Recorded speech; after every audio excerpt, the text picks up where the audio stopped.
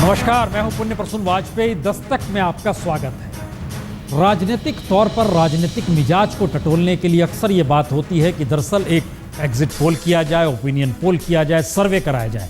तमाम सवाल होते हैं, लेकिन इन सब के बीच हमने ये तय किया कि दरअसल जिन 5 राज्यों में विधानसभा चुनाव हुए हैं, अगर इस दौर में सबसे बड़ा सवाल विकास का है तो विकास को किन चीज़ों से जोड़ा जाए। विकास को जोड़ना होगा आपको अर्थव्यवस्था से, और अर्थव्यवस्था से जोड़ने का मतलब ये होगा आम आदमी की रोजी रोटी कैसे चल रही है, वो जो काम कर रहा है उसे कितना पैसा मिल रहा है, राज्य में महंगाई की स्थिति क्या है, और इन सब में राज्य की अपनी विकास दर क्या हो सकती है।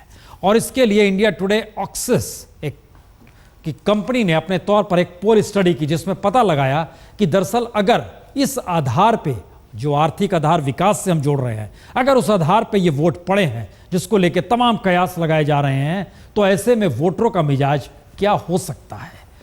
और इकोनॉमिस्ट सुरजीत भल्ला ने ये पूरा का पूरा, जो आप एक्सेस की तरफ से देखेंगे, वो पूरा का पूरा सर्वे किया है, और उसमें कई एस्पेक्ट में ये एक अनुमान है जो कि पहली बार आर्थिक तौर पर टटोलने की कोशिश की जा रही है। मसलन ये आपको सबसे पहले दिल्ली की स्थिति हम आपको दिखा रहे हैं।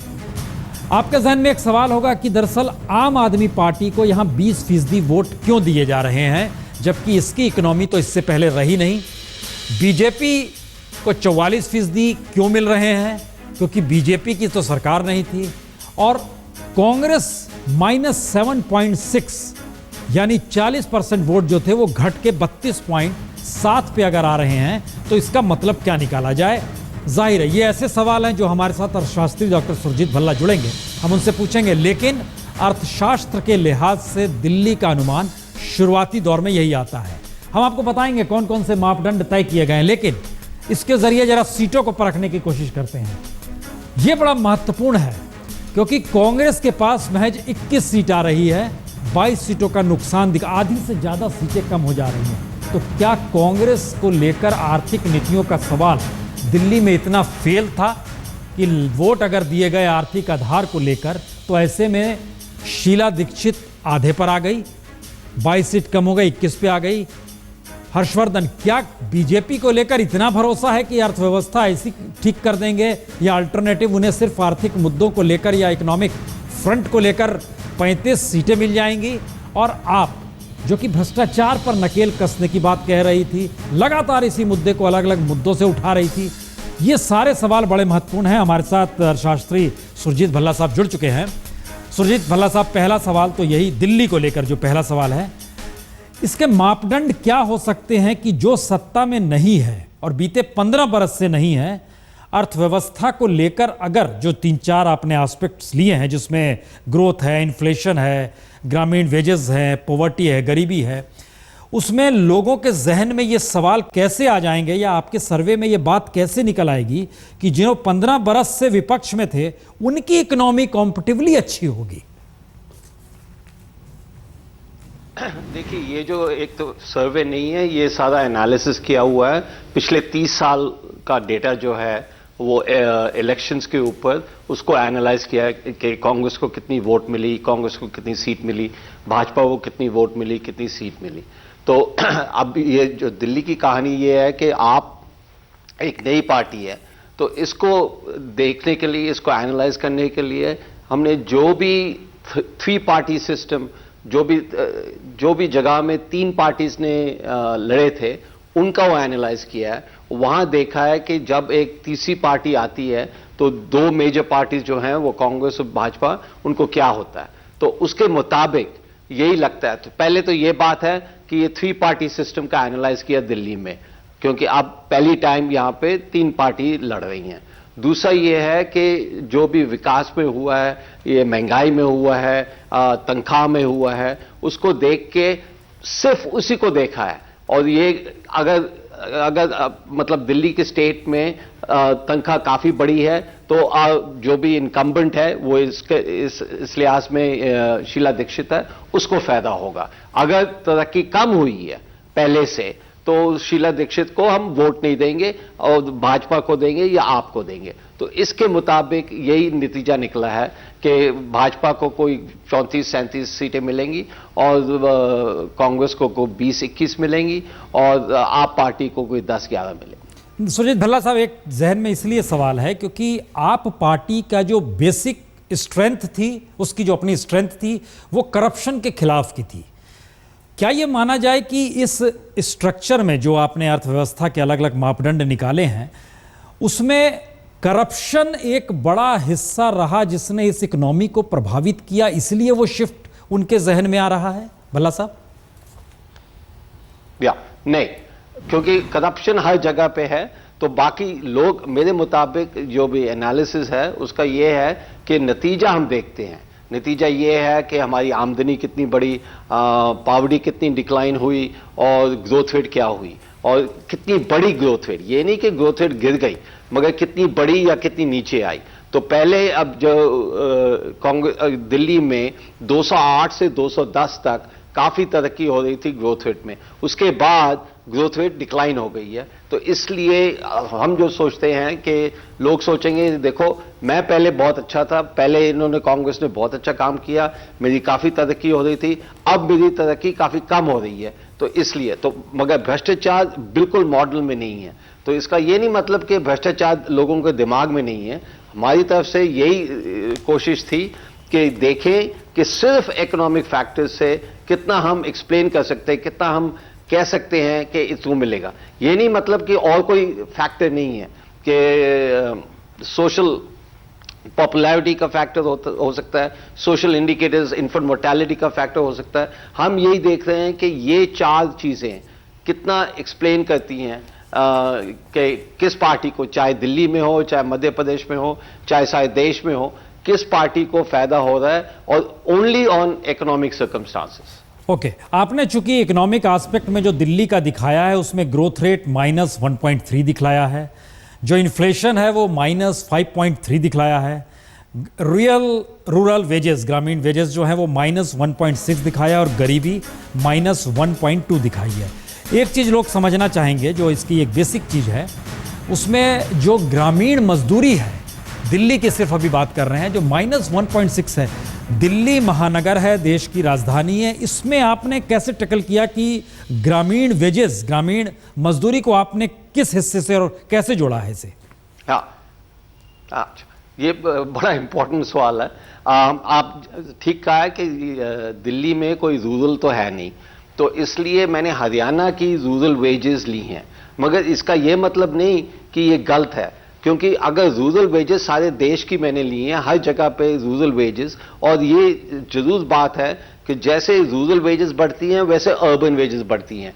तो ये प्रॉक्सी है रूरल वेजेस की कि आपकी तनख्वाह कितनी बढ़ रही है दिल्ली में, और पहले से कितनी ज्यादा बढ़ रही है और कितनी कम बढ़ रही है। तो इसके मुताबिक ये नहीं कि सिर्फ अगर यहाँ पे रूरल एरिया नहीं है तो मैं कुछ कह नहीं सकता। मैं ये ले सकता हूं कि बाकी जगह में जो सबसे साथ हमारा हरियाणा है, वहां पे क्या हुआ, उससे ये प्रॉक्सी है। ये एग्जैक्ट पॉइंट नहीं है, मगर प्रॉक्सी है, और ये प्रॉक्सी पहले भी काम करती है। मतलब पहले चुनाव में ये जो एनालाइज किया है उसके साथ भी होता है। दूसरी बात ये है कि सिर्फ जो दिल्ली का हमें सबसे ज्यादा पता है, एक तो जीडीपी ग्रोथ कितनी हुई है वो हमें सीएसओ डेटा से मिलता है, और ये क्या कहते हैं, कीमतें कितनी बढ़ी हैं कितनी नहीं बढ़ी हैं, वो भी हमारे पास है। तो अगर यही दो फैक्टर्स लें, फिर भी यही नतीजा निकलता है कि कांग्रेस को कोई 20, 21, 22 सीट मिलेंगी और भाजपा को कोई 34, 35, 36 मिलेंगी। अच्छा, ये आप हम और राज्यों में जाएं उससे पहले, चूंकि हमारे साथ बीजेपी के वरिष्ठ नेता प्रकाश जावड़ेकर जी भी जुड़ चुके हैं और आम आदमी पार्टी के संजय भी जुड़ चुके हैं। संजय, हम एक बड़ा महत्वपूर्ण और बड़े दूसरे आधार पर टटोला गया है ये पूरा का पूरा सर्वे, ये अर्थव्यवस्था को संजय टटोला गया है। और हम एक चीज़ संजय आपसे जानना चाहेंगे कि आपके जहन में कभी ये सवाल रहा कि दिल्ली की आर्थिक परिस्थिति, चाहे वो ग्रोथ हो, इन्फ्लेशन हो, मजदूरी हो, गरीबी हो, वोटर के जहन में, चूंकि आप लोगों ने भ्रष्टाचार को मुद्दा बनाया और उसी के जरिए सारे आयामों को जोड़ा, तो हम जो सर्वे दिखा रहे हैं उसमें जो आप पार्टी, आम आदमी पार्टी को है, वो तकरीबन 20% सीट और 20% वोट और 11 सीट मिलने की बात कही जा रही है इस अनुमान में जो अर्थव्यवस्था पर टिका हुआ है। आपके जहन में यह सवाल आया कि वोटर जब वोट डालने जाएगा तो वो इस इकोनॉमी से प्रभावित होकर आपके सवालों को जोड़ते हुए वोट डाल रहा होगा? संजय जी।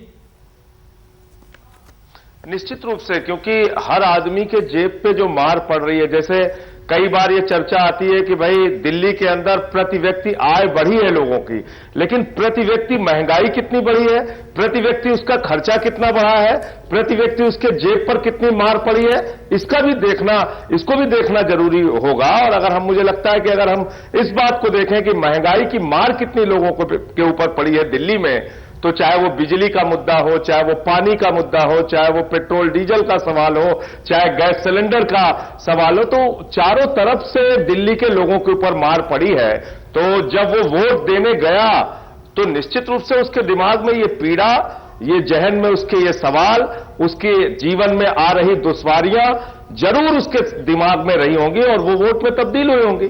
तो ये कहना कि जो आर्थिक स्थितियां हैं, जो दिल्ली के लोगों ने जो पिछले कुछ सालों में जो दुश्वारियां अपने रोजमर्रा की जिंदगी में उठाई है, वो वोट में नहीं तब्दील होंगी, जरूर तब्दील हुई होंगी, जरूर कांग्रेस के खिलाफ उसका मत गया होगा। जी प्रकाश जावड़ेकर जी, ये एक बड़ा सवाल है, चूंकि जो हमारे साथ इकोनॉमिस्ट सुरजीत भल्ला साहब जुड़े हुए हैं, जिन्होंने पूरा सर्वे किया है, अपने तरीके से नायाब तरीके से निकाला है।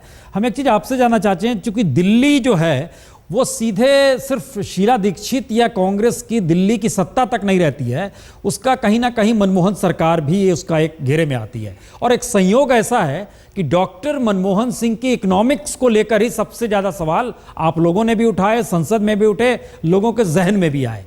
क्या ये इकोनॉमिक्स के फेल होना दिल्ली की राजनीति को प्रभावित करते हुए आपके पक्ष में आई हैं चीजें, आपको लगता है जावड़ेकर साहब?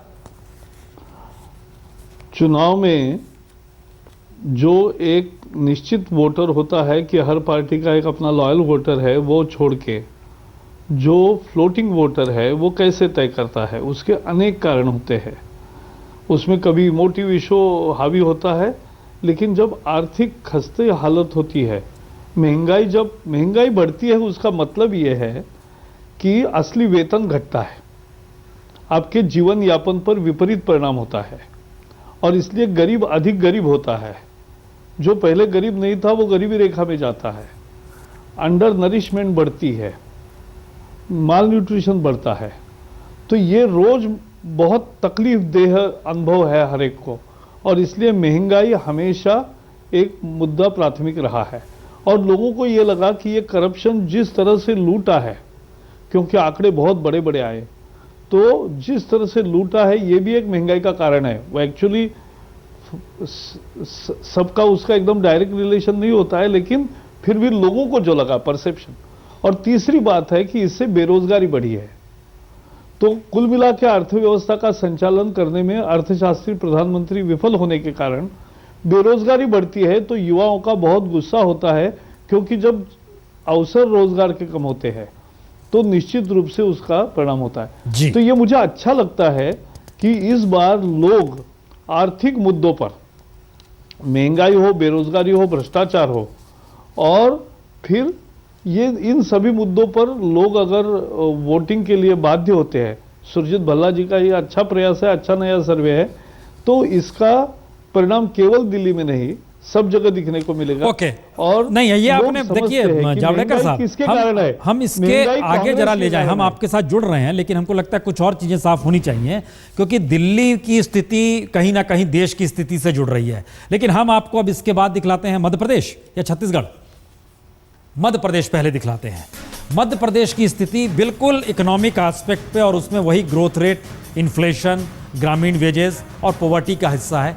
इसमें आप देखिए ये बड़ा महत्वपूर्ण है, क्योंकि बीजेपी के पक्ष में यानी शिवराज सिंह की चौहान की सरकार जो है, बीजेपी को वोट ज़्यादा मिल रहे हैं, लोग ज़्यादा जुड़ रहे हैं। इसका मतलब है कि वहाँ की जो पूरी इकोनॉमी है वह कहीं डिलीवर कर रही है, ऐसा लगता है। हम पूछेंगे जरा, लेकिन ये 38.7% वोट बीजेपी के पक्ष में, जो पिछली बार की तुलना में 1.1% बढ़ रहे हैं।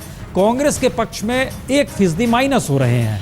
और अन्य जो है ये बड़ा इंपॉर्टेंट है, अन्य को भी उतनी जगह मिली है। ये अन्य में बिखरे हुए राजनीतिक दल, निर्दलीय और ये सारी चीजें हैं। हम जरा इसको सीटों में कन्वर्ट करके देखते हैं। अगर ये सीट में कन्वर्ट होती है, जो कि किया गया अर्थव्यवस्था के मुताबिक, इसमें मुताबिक कांग्रेस को सीटें और कम हो रही हैं। ये पिछली बार की तुलना में ये एक तरफ आ गया है, ये तस्वीर आ गई है गहलोत साहब की, गड़बड़ हो गया ये थोड़ा सा। गहलोत साहब की तस्वीर आ गई है, इसमें सिंधिया साहब की तस्वीर रहनी चाहिए थी। लेकिन 149 यानी पिछली बार की तुलना में सीट ज़्यादा बढ़ रही है। और ये गहलोत साहब का चेहरा आप थोड़ी देर के लिए भूल जाइए, दरअसल ये सिंधिया साहब का चेहरा होना चाहिए था। तो ये हम एक चीज़, सुरजीत भल्ला साहब एक चीज़ बताइए, हम उस तस्वीर को फिर से बदला के ला रहे हैं। लेकिन इसमें जो आपने जोड़ा है कि जिस लिहाज से जो इकोनॉमी चल रही है, इसका मतलब ये माना जाए कि शिवराज सिंह चौहान की लोकप्रियता का आधार वह अर्थव्यवस्था भी है जिसके आधार पे उन्होंने ग्रामीण जीवन, चूंकि ज़्यादा बड़ा ग्रामीण जीवन है वहाँ पर, और जो ग्रामीण हिस्सा है और जो मध्य प्रदेश की इकोनॉमी है उसको डिलीवर किया है, ये उसके मतलब निकाले जाए। हाँ बिल्कुल। अब आप देखेंगे कि पिछले 10-12 साल से अब ये टीवी प्रोग्राम्स पे जर्नलिस्ट सब ये शुरू कर दिया है, और नेता भी ये शुरू कर दिया है उन्होंने कहना कि देखो अगर हम डिलीवर करें, अगर हम क्या कहें तरक्की दें, तो लोग एंटी इनकम्बेंसी में नहीं जाते कि इनकम्बेंट भी हो तब भी उनको वोट देंगे। तो ये तो तीसरी बार लड़ रहे हैं और इस तीसरी बार भी 149 सीट्स इनकी आ रही हैं। तो इसका मतलब ये है कि अगर आप डिलीवर करें, अगर आप ग्रोथ डिलीवर करें, अगर आप महंगाई को कम करें, अगर आप पॉवर्टी को रिड्यूस करें, तो लोग उससे ज़्यादा खुश हैं। ये नहीं कि यहाँ पे भ्रष्टाचार नहीं है, यहाँ पे भी है, सारी जगह है, मगर ये है कि सबसे इम्पोर्टेंट चीज़ आपकी तरक्की है कि कितनी तरक्की हुई और पहले से कितनी ज़्यादा तरक्की हुई और कितनी कम तरक्की हुई। तो इससे हमें यही लगता है कि अगर यहाँ पे ये अगर ठीक आ जाए और वो इतवार को हम पता लग जाएगा कि। अच्छा एक चीज बताइए भल्ला साहब, चूंकि आपने मध्य प्रदेश का जिक्र किया है, उसमें हम देख रहे थे रूरल वेजेस की बात महत्वपूर्ण है। उसमें आपने 2008 में 6.8 दिया है और 2013 में 4.0 दिया है। इसका मतलब है कि शिवराज सिंह चौहान पहले दौर में फर्स्ट राउंड में कॉम्पिटिवली उन्होंने अच्छा काम किया था। हाँ, ये देखिए तीनों चीजें हैं, आपकी वेजेस कितनी बढ़ी हैं या कम हुई हैं, रेट ऑफ ग्रोथ कितना हुआ है, और महंगाई कितनी कम हुई है या ज़्यादा हुई है, और जीडीपी ग्रोथ कितनी ज़्यादा बढ़ी है कम हुई है। तो तीनों को लेके यही मतलब होता है कि देखो हमारी तरक्की हुई है कि नहीं हुई है, कि जेब में ज़्यादा पैसा है कि कम पैसा है। अब राजस्थान की जब हम बात करेंगे, वहाँ पे राजस्थान में डोल से पैसा दिया गया है और तरक्की नहीं है, रोजगारी से नहीं तरक्की में। हम राजस्थान पे आते हैं, हमने राजस्थान के आंकड़े दिखाए नहीं है। लेकिन जावड़ेकर साहब आपसे कमेंट चाहेंगे, शिवराज सिंह चौहान का ये नया रूप हमने इकोनॉमिक्स के जरिए हम जो समझ पा रहे हैं, क्योंकि मध्य प्रदेश को उस इंडेक्स में रखा गया जहां सबसे ज्यादा लोग भूखे हैं इस देश में, उस इंडेक्स में भी रखा गया मध्य प्रदेश को। लेकिन ये इकोनॉमिक एस्पेक्ट दिखला रहा है कि कॉम्पिटिवली हर स्टेट की तुलना में सबसे ज्यादा पॉजिटिव है अर्थशास्त्र के मुताबिक और इस अर्थव्यवस्था के मुताबिक। इस पे आपकी क्या प्रतिक्रिया है? मैं बता रहा हूं, मध्य प्रदेश में 8 लाख एकड़ इरिगेशन था, वो पिछले 10 साल में 28 लाख एकड़ कर दिया, तो 4 गुना लगभग हो गया। तो 9 लाख किसानों को फायदा मिला तुरंत। उसके साथ साथ जो बोनस दे रहे गेहूं के उत्पाद पे एमएसपी से भी ज़्यादा 150 गुना देते और 0% का ब्याज है। तो पूरा किसान समुदाय, पूरी ग्रामीण अर्थव्यवस्था इन 3 कदमों से चलते पूरी क्रांति एक नई तैयार हो गई कि पानी मिल गया खेती को, बिजली मिल गई और सड़कें तो अच्छी बनी ही, उसके साथ साथ ब्याज भी 0% हुआ और बोनस मिला। तो इससे किसान की माली व्यवस्था ठीक हुई और इसका परिणाम ग्रामीण रूरल इकोनॉमी के वेलोसिटी बढ़ने में भी हुआ। और ये एक पॉजिटिव फैक्टर है जो नहीं, ये देखिए सबसे बड़ी बात प्रकाश जावड़ेकर जी क्या है इस इकोनॉमी में जो नजर आ रहा है हमें, वो है दरअसल इन्फ्लेशन जो है -0.8 मध्य प्रदेश में है, जो बाकी सारे राज्यों की तुलना में सबसे कम है, दिल्ली में सबसे ज्यादा है। हम एक छोटा सा ब्रेक ले रहे हैं, हम लौटते हैं। ये बड़ा महत्वपूर्ण सवाल है क्योंकि इसकी वजह क्या है और मध्य प्रदेश में ही ऐसा क्यों है। खास तौर से मिजोरम अगर छोड़ दें तो 4 राज्यों को लेकर जो भी एग्जिट पोल आया, जो भी पोल सर्वे आया, उससे इतर इस बार जो हम लगातार दिखा रहे हैं अब आपको, वो है दरअसल अर्थव्यवस्था एक मापदंड बनाई गई है। चाहे दिल्ली में भ्रष्टाचार की जमीन पर खड़े होकर आम आदमी पार्टी ने आवाज उठाई, चाहे बीजेपी ने भ्रष्टाचार के साथ साथ फेल होती इकोनॉमी और डॉक्टर मनमोहन सिंह की अर्थव्यवस्था को लेकर सवाल उठाए। ये सारी परिस्थितियां बतलाती आम आदमी को कैसे प्रभावित करती है। महंगाई, मजदूरी, गरीबी और राज्य का अपना ग्रोथ रेट, ये सारी 4 मापदंड एक अपनाए गए हैं। हम जरा बात करते हैं छत्तीसगढ़ की।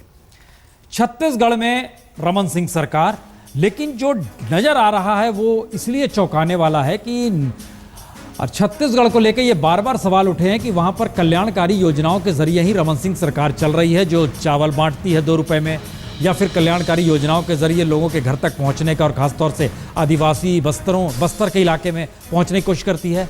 बावजूद इसके 4.8% इस अर्थव्यवस्था के मजमून में ही 45.1% वोट, ये बहुत बड़ा है। ये एग्जिट पोल और सर्वे पोल से आगे की स्थिति दिखला रहा है पहली बार। कांग्रेस उसी तादाद में कम हो रही है, -4.7 पर और 33.9% पर, और अन्य के हिस्से में 0.1 माइनस है, ये 21% अदर। अगर इसे सीटों में कन्वर्ट करते हैं, ये देखिए, ये चौंकाने वाली स्थिति है। रमन सिंह आर्थिक स्थिति के मद्देनजर 10 सीट का लाभ जो तमाम एग्जिट पोल और किसी भी सर्वे में नहीं आया है, वो इस सर्वे में आ रहा है। 60 सीट मिल रही है उनको, 28 सीटों का अनुमान। महंत साहब की तस्वीर लगी हुई है, जोगी साहब भी वहां पर है, लेकिन उसके बावजूद भी ये आंकड़ा और गिर रहा है। ये एक चौंकाने वाली स्थिति है। भल्ला साहब, एक चीज हम लोग समझना चाहेंगे कि रमन सिंह कॉम्पिटिवली चारों राज्यों में सबसे ज्यादा लाभ इन्हीं को मिल रहा है, जबकि एक चीज हम देख रहे हैं कि जो आंकड़े आपने लिए हैं उसमें छत्तीसगढ़ मध्य प्रदेश की तुलना में कमजोर है, चाहे वेजेस की बात होती हो, चाहे इन्फ्लेशन की बात हो। हाँ, ग्रोथ रेट कॉम्पिटिवली ज्यादा जरूर है, लेकिन ये सबसे ज्यादा बड़ा अपने हिस्सा दिखा दिया है। अब हमें यह भी पता है कि छत्तीसगढ़ में माओस का प्रॉब्लम है, वो कांग्रेस वालों को मार दिया गया, वो प्रॉब्लम है। तो ये जो एनालिसिस है ये सिर्फ देखता है इकोनॉमिक फैक्टर्स को, ये नहीं कहता कि बाकी फैक्टर्स इंपॉर्टेंट नहीं है। तो ये हो सकता है कि अगर मेरी जो प्रोजेक्शन है वो अगर इतनी ठीक ना आए तो ये बाकी फैक्टर्स हैं उन्होंने डोमिनेट किया। तो इसलिए ये इस मुताबिक इसको देखना चाहिए कि अगर आपने बिल्कुल ठीक कहा कि इकोनॉमिक ग्रोथ रेट जो है वो सारे स्टेट्स में से, सारे 20 जो स्टेट्स हैं, जो बिग स्टेट्स जिसको कहलाए जाते हैं, उनमें से सबसे ज्यादा छत्तीसगढ़ में तरक्की हुई है। तरक्की की रफ्तार सबसे ज्यादा छत्तीसगढ़ में बढ़ी है। तो अब जो एनालिसिस होता है ये नहीं कि हर चीज को इक्वल वेटेज देता है, नहीं, ज्यादातर वेट जो होता है वो जीडीपी ग्रोथ रेट से ही होता है। तो इसलिए वो जो इकोनॉमिक फैक्टर्स है उसके मुताबिक मेरे ख्याल से, और यही टेस्ट होगा कि ओपिनियन पोल्स ठीक हैं, एग्जिट पोल्स ठीक हैं, कि ये इकोनॉमिक एनालिसिस ठीक है, वो हमें इतवार को नहीं। ये बड़ा इंटरेस्टिंग एस्पेक्ट है। संजय सिंह, एक बात बताइए, नई पार्टी आप लोग आम आदमी पार्टी बना के लाए और हो सकता है 2014 के लिए भी आप लोकसभा के चुनाव में चले जाएं। भ्रष्टाचार एक आधार था, लेकिन क्या पूरी अर्थव्यवस्था का आधार भ्रष्टाचार पर नकेल कसना नहीं हो सकता है? क्या ये आइडिया आप लोग के जहन में आता है कि इकोनॉमी एक बड़ा आधार है और उसको किस रूप में अब सामने लाया जाए और आपकी पार्टी का हिस्सा वो बने? इस दिशा में भी अब सोचना जरूरी है, क्योंकि हमने अपने तरीके का एक नायाब ये सर्वे देख रहे हैं। संजय जी। नहीं, ये एक बहुत अच्छा प्रयोग है और बहुत ही अच्छी शुरुआत है कि देश में मुद्दों पे चर्चा हो, अब महंगाई पे चर्चा हो, अर्थव्यवस्था पे चर्चा हो, और उसके आधार पर चुनाव के नतीजे क्या हो सकते हैं, जनता का मत किस ओर है, इसकी चर्चा हो। लेकिन दुर्भाग्य से राजनीतिक नेताओं की जुमलेबाजियों पे ज्यादा चर्चा होती है और जिससे असली मुद्दे पीछे हो जाते हैं। जनता के बिजली के, पानी के, चिकित्सा के, शिक्षा के, बेरोजगारी के, वो सवाल पीछे हो जाते हैं। तो राजनीति के केंद्र में ये मुद्दे आए, इस पे बहस हो, इस पे चर्चा हो। ग्रोथ रेट किस आधार पे बढ़ी है, किस आधार पे, वहां पे कानून व्यवस्था के क्या सवाल है। तो मुझे लगता है कि ये एक अच्छी पहल है और हम लोग जो राजनीति करते हैं, जिस राजनीति में विश्वास रखते हैं, वो मुद्दा आधारित राजनीति ही हमारा आधार है। हम इसको आगे बढ़ाते हैं। आपने अच्छा कहा कि राजनीतिक दलों के नेता जुमलेबाजी में फंस जाते हैं। प्रकाश जावड़ेकर जी, जहां तक हमें याद आ रहा है, राहुल गांधी और नरेंद्र मोदी दोनों ने तकरीबन छत्तीसगढ़ में 5-5 रैलियां की हैं, लेकिन ये जो आर्थिक आधार को जो बेस बनाया गया है वह नरेंद्र मोदी जी के भाषण में हो तो उन्होंने केंद्र पर अटैक किया और राहुल गांधी ने केंद्र की बात को ही इस रूप में रखा कि हमने क्या क्या मदद की है। लेकिन इंटरनली किसी स्टेट की इकोनॉमी आधार बन जाए पॉलिटिकल रूप में, ये सामान्य रूप में देखने में नहीं आता है। क्या आपको लगता है कि अब जो विकास का मुद्दा हर कोई उठा रहा है तो ये एक नई स्थिति आ सकती है? प्रकाश जी, अच्छा फोन कटा है, उससे उनके पास चलें, उससे पहले हम राजस्थान का हिस्सा आपको दिखा देते हैं, क्योंकि राजस्थान को जोड़कर तब उनसे सवाल कर लेंगे। राजस्थान की स्थिति भी कमोवेश कांग्रेस के खिलाफ है।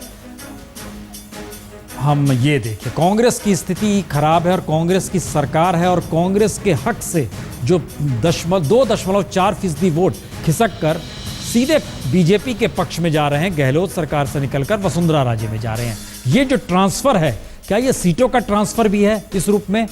ये भी बड़ा महत्वपूर्ण है। वसुंधरा राजे देखिए 19 सीट पा रही हैं और 19 सीट गंवाई जा रही है। बिल्कुल उल्टी सिचुएशन है ये, 2008 की तुलना में 2013 में उल्टी सिचुएशन, बिल्कुल कमोवेश वही स्थिति है। जावड़ेकर साहब, अब हमारी आवाज आ रही है अब तक? अच्छा, आवाज अभी नहीं जा रही। एक और डाटा हम दिखा देते हैं जो हम चारों राज्यों की बात कर रहे थे।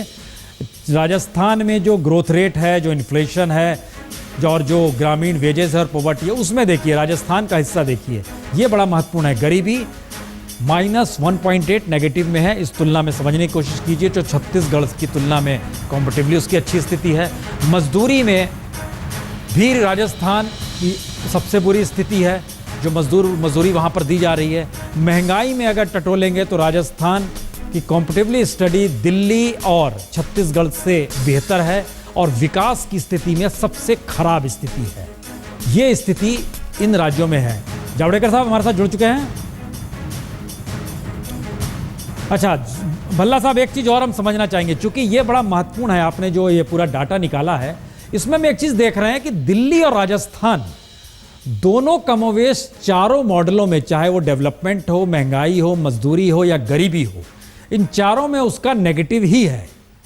क्या ये माना जाए कि बीजेपी की सरकार कॉम्पिटिवली ज़्यादा, चूंकि वहाँ पर क्षेत्रीय नेता का कद बड़ा है, कांग्रेस में सेंट्रल लीडरशिप हावी रहती है, इकोनॉमी को सुधारना और नहीं सुधारने की स्थिति की वजह यह है, या फिर ये माना जाए कि नहीं, स्ट्रक्चर ऐसा है कांग्रेस की सत्ता में, डिलीवरी नहीं हो पाती है, और बीजेपी में डिलीवरी करना इसलिए जरूरी है कि यही आपको कहीं सत्ता पे बनाए रखता है या आपकी पहचान दिलाए रखता है। भल्ला साहब, अगर आप ये 4 स्टेट्स को देखें तो अगर ग्रोथ रेट सिर्फ देखें, जो सबसे रिलायबल है और जिससे डेटा काफ़ी क्लीन है, तो राजस्थान और दिल्ली जो कांग्रेस की 2 स्टेट्स थी, उन दोनों स्टेट्स में जो ग्रोथ की रफ्तार कम हुई है। और अगर आप भाजपा की 2 स्टेट्स देखें, मध्य प्रदेश और छत्तीसगढ़, उसमें रफ्तार बढ़ी है।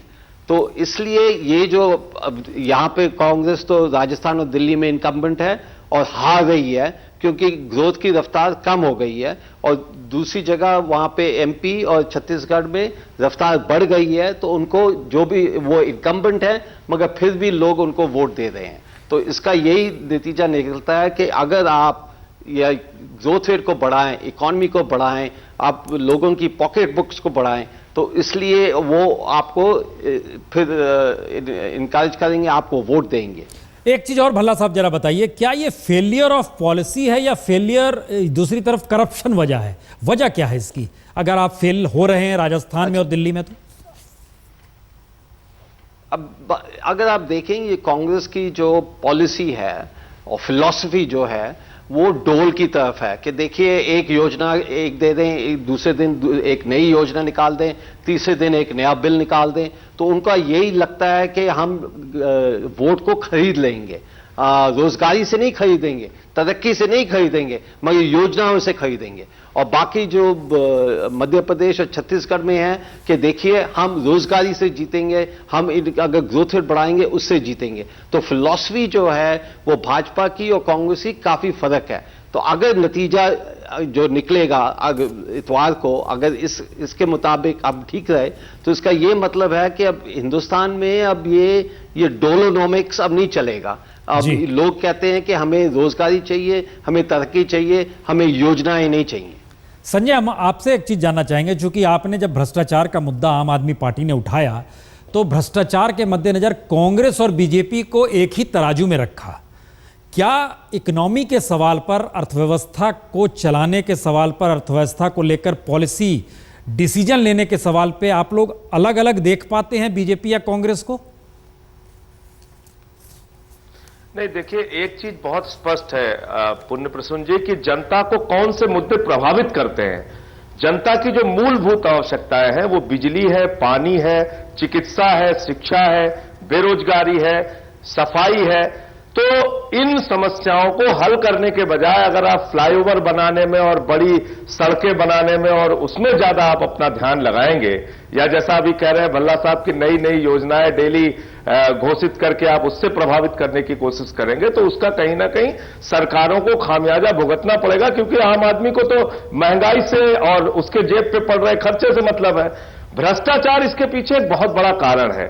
हां, अगर आप बीजेपी के राज्यों की तुलना करें तो माइनिंग के सवाल पे, चाहे वो छत्तीसगढ़ हो चाहे वो मध्य प्रदेश हो, वहां की सरकारें भी भ्रष्टाचार के घेरे में आई हैं, और राज्यों के सीएजी की जांच में एक बड़ा भ्रष्टाचार छत्तीसगढ़ और मध्य प्रदेश में भी सामने आया है। इससे आप इनकार नहीं कर सकते।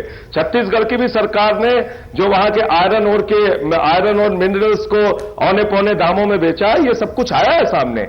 लेकिन इससे जो आम आदमी है, जो मतदाता है, जो गांव में रहने वाला आदमी है, उसको कहीं ना कहीं वो 2 रुपए किलो चावल ज्यादा प्रभावित करता है, या लाडली लक्ष्मी योजना कहीं ना कहीं प्रभावित करती है। तो इन योजनाओं का मुझे लगता है राज्यों में लाभ मिल रहा होगा, लेकिन इससे कहीं भ्रष्टाचार कम है। बीजेपी, ये बड़ा महत्वपूर्ण बात आप कह रहे हैं कि भ्रष्टाचार आम आदमी को प्रभावित किस रूप में कर रहा है, और वोट डालने जाते समय वो उस भ्रष्टाचार को ही एक बड़ा आधार मान रहा है कि सत्ता अगर भ्रष्ट हो जाए तो फिर उसके जेब खाली है, उसकी जिंदगी खाली है, रसोई में सामान नहीं पहुंच पा रहा है, या ये एक ऐसी पॉलिसी है जो पॉलिसी ही करप्शन की दिशा में ले जाती है। ये तमाम चीजें हैं। लेकिन भल्ला साहब, आपका बहुत बहुत स्वागत। आपने जिस तरीके से ये चीजें डेवलप किया, हमें लगता है इसको एक आधार बनाया जाएगा। अगर ये परिणाम मैच कर गए तो वाकई एक बड़ा दिलचस्प होगा। संजय, आपका ही बहुत बहुत शुक्रिया। बीच में जावड़ेकर साहब की लाइन कट गई इसलिए, लेकिन चले गए हैं, बहुत बहुत शुक्रिया उनका भी। इस स्थिति में क्या यह देखा जा सकता है कि आने वाले परिणाम वाकई इस देश में डेवलपमेंट सहित डेवलपमेंट को लेकर जो इकोनॉमी प्रभावित कर रही है आम लोगों को, वो हो सकती है?